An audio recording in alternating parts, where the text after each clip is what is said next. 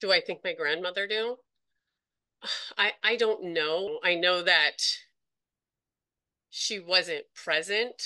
Like when she would go to bed, my grandfather would stay up and make fried potatoes and then take me into the living room and do things.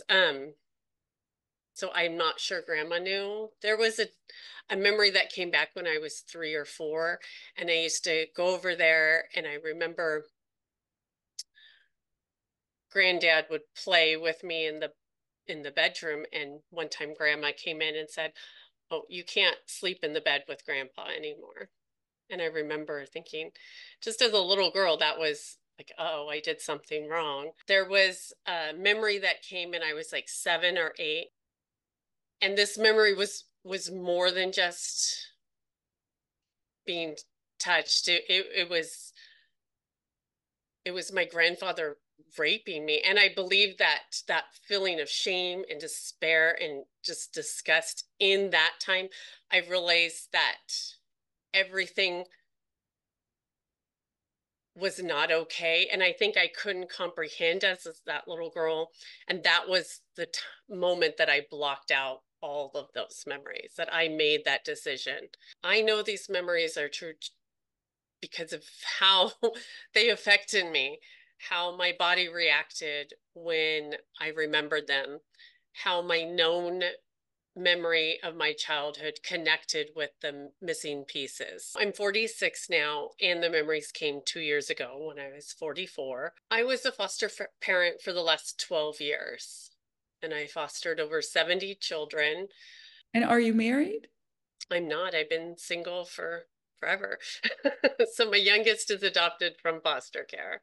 I had a significant loss. Some kids that I was fostering had been were looking at becoming a permanent part of my family, and they were suddenly sent home, which I was excited for their family, but it presented a loss for me. And so I gave myself permission to heal that summer.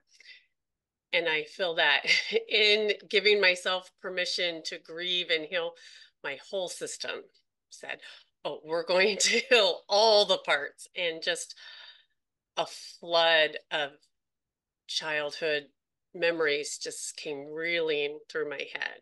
And this next season of my life, I'm going back to grad school and getting my license to become a therapist so that I could really sit with people in their hard times and their trauma and really walk them through. Because the experience that I experienced this last year was unimaginable. I didn't know what support I needed, and I didn't have a supportive therapist. When these memories came and I was incredibly dysregulated, I started seeing a therapist, and I was really in shock. And I came to her as a safe person, and she's telling me, you're safe. You could be messy. You could be vulnerable. I hear you.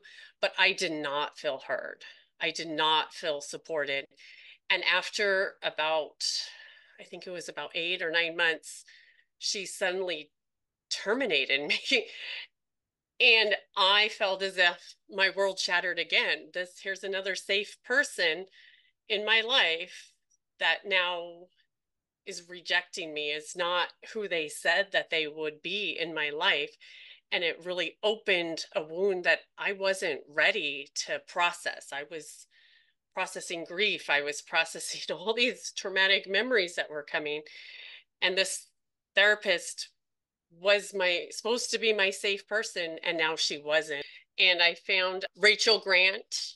She is a sexual abuse recovery coach, and she has a Beyond Surviving program, and she was absolutely amazing. Like, I don't say this lightly, but she really was a lifesaver for me. I told her when I started, I felt like I was starting the program a little too soon because I just recovered these memories.